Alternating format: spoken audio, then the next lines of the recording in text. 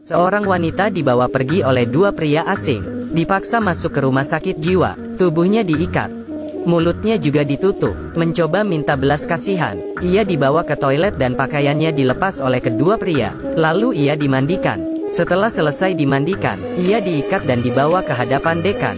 Hatinya ragu, kedua tangannya sedang berusaha untuk membuktikan ia tidak sakit jiwa. Dekan memberikan isyarat ke perawat, keduanya mengerti, mendorong wanita itu ke sudut ruangan. Ia dipukuli. Setelah ia sadar, dirinya sudah ada di bangsal. Perawat muda datang masuk, melepas tutupan mulutnya, memberinya obat. Ia merasa perawat itu berbeda, bangun dan bilang kepadanya kalau ia tidak sakit, merebut pen dan kertas, menulis nomor darurat yang bisa dihubungi. Tapi perawat itu tidak percaya, lalu ambil catatan medis itu kembali dan memperingatinya.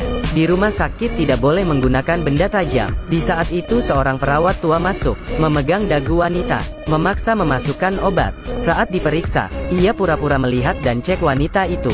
Wanita bertanya siapa yang memasukkannya ke sini. Dekan tidak bicara sepatah kata. Ia didiagnosis punya gangguan delusi. Obatnya harus ditambah. Minta perawat bawa dia ke bangsal. Akibat pengaruh obat yang ia minum setiap hari, ia jadi ketakutan. Malamnya saat ia tidur, sepasang tangan menyentuh tubuhnya. Ia terbangun duduk di sudut ruangan ketakutan. Di saat ini, waktu menunjukkan pukul 11. Ada suara, pintu bangsal terbuka. Ia berdoa sambil gemetar. Lampu terus berkedip. Ia penasaran dan mengintip. Tak berapa lama, ternyata seorang wanita sakit jiwa. Ia berjalan ke arah ruangan dekan. Dekan memasukkan obat ke dalam mulutnya. Tangannya menyentuh pundak wanita. Wanita tidur di atas meja. Dekan berada di atasnya, melakukan percakapan mendalam dengannya.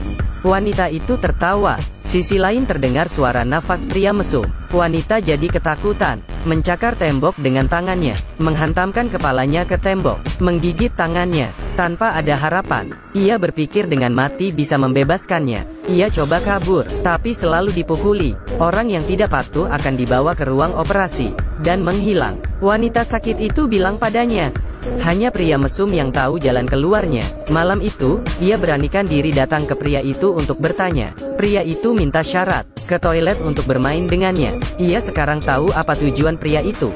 Tapi selama ia bisa kabur, ia akan beri segalanya.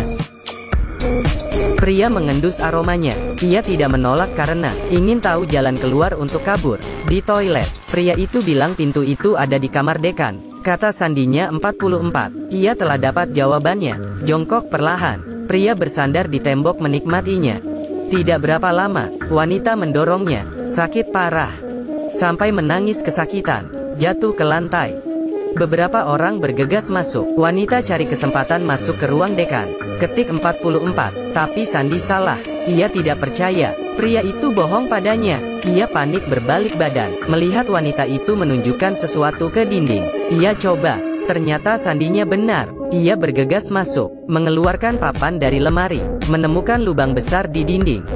Baru masuk, dekan kembali ke ruangan. Ia memegang erat pipa dan tidak mengeluarkan suara. Tiba-tiba tangannya terpeleset, berbunyi. Sebatang baja melukai tubuhnya. Darah perlahan mulai mengalir. Dekan dengar suara dan mendekat, mengeluarkan kepalanya, tatap muka dengan wanita. Lihat ia ingin kabur. Dekan langsung marah.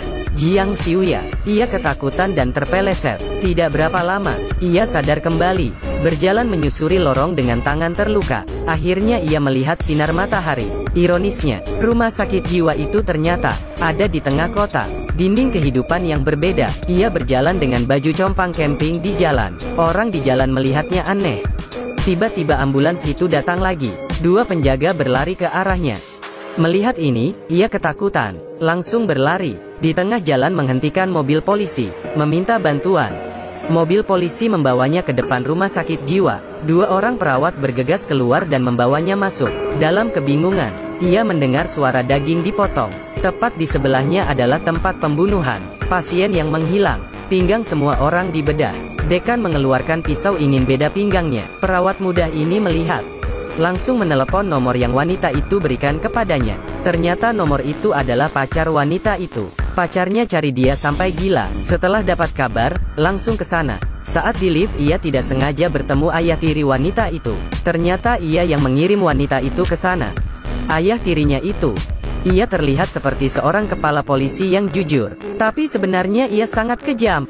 Ketika putri angkatnya masih kecil, ia kasih obat ramuan ke dalam minuman istrinya, dan mengambil kesempatan untuk menggertak putri angkatnya. Setelah istrinya mati, demi ingin dapat warisan istrinya, ia menyuap dekan untuk membawa putri angkatnya ke rumah sakit jiwa. Di Korea, selama ada surat keterangan dari rumah sakit dan tanda tangan wali, akan dianggap sakit jiwa. Pada saat ini, pacar wanita itu menyelinap ke rumah sakit. Dengan bantuan seorang perawat, dia ingin bawa wanita itu pergi, tapi ditangkap oleh dekan. Ketiganya diikat. Dekan menghukum mereka. Waktu menunjukkan pukul 11. Wanita gila itu masuk ke ruangan dekan. Setelah menunggu lama, ia menyalakan lilin di kantor. Tapi dekan tidak punya waktu main dengannya. Ia membedah pinggang pria itu. Tiba-tiba di luar kebakaran. Dekan memeriksa situasi. Ketiganya ingin kabur. Wanita itu bantu mereka lepas ikatan. Ketiganya berlari keluar. Api menyebar dengan cepat. Perawat melihat pasien yang putus asa meminta bantuan. Tapi ia tidak ada cara lain. Karena kartu akses bangsal ada di dekan. Secara kebetulan, tubuh dekan dipenuhi kobaran api. Ia terjatuh. Kartunya jatuh. Perawat ambil akses dan bergegas masuk ke kobaran api, untuk membantu pasien lain. Tapi apinya semakin parah. Wanita pegang tangan pacarnya dan ingin membawanya pergi. Tiba-tiba, dekan memeluk pacarnya. Keduanya masuk ke kobaran api. Hanya wanita itu yang dibiarkan menangis kesakitan. Ia yang selamat dari bencana. Ia benci ayah angkatnya karena sudah bunuh kekasihnya. Jadi kembali ke rumah untuk bunuh ayah angkatnya. Tapi dia melihat ayah angkatnya bunuh diri. Polisi salah mengira kalau wanita itulah pembunuhnya. Ia dimasukkan ke penjara. Seorang reporter secara tidak sengaja baca buku hariannya. Mulai baca cerita seram ini. Dan semuanya dibaca reporter sampai selesai. Kebenaran digabung dengan isi buku hariannya di penjara. Reporter ingin mengungkapkan kebenaran ke publik, menimbulkan kegaduhan publik. Di bawah tekanan opini publik, ia akhirnya dibebaskan. Kepala polisi juga minta maaf ke publik. Hari itu ia dibebaskan. Reporter mengantarnya pulang. Sebelum pergi, ia melihat reporter bilang sesuatu. 정신병원에서는요,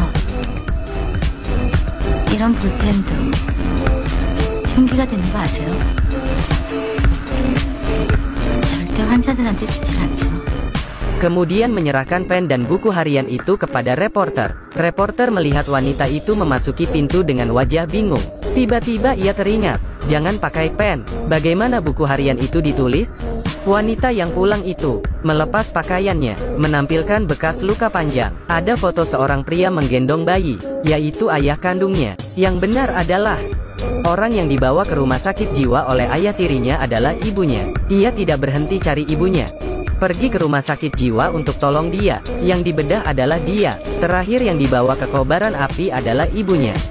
Pacar hanyalah karakter yang menggantikannya dalam cerita. Tentunya dia yang membunuh ayah tirinya. Dia merencanakan semuanya dengan hati-hati. Dirinya dijadikan umpan untuk membahas ceritanya, membawa kebenaran yang kejam ke publik dengan cara yang berbeda. Tetapi apakah ini benar-benar kebenaran dari cerita itu?